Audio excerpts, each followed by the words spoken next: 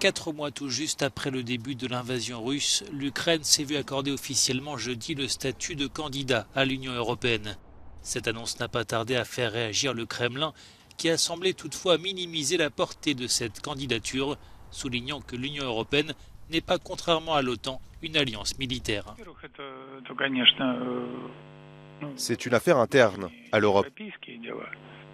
Il est très important pour nous que tous ces processus ne nous apportent pas plus de problèmes et qu'ils n'aggravent pas les relations entre les pays concernés et la Russie.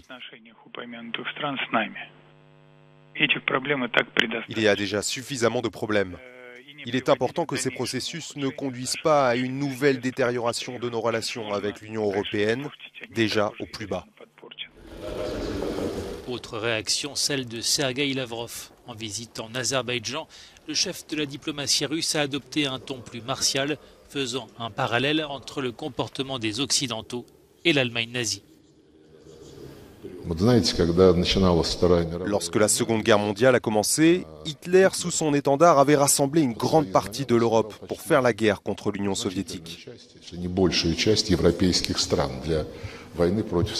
Aujourd'hui, l'Union européenne et l'OTAN rassemblent une telle coalition contemporaine pour lutter et dans une large mesure faire la guerre à la Russie.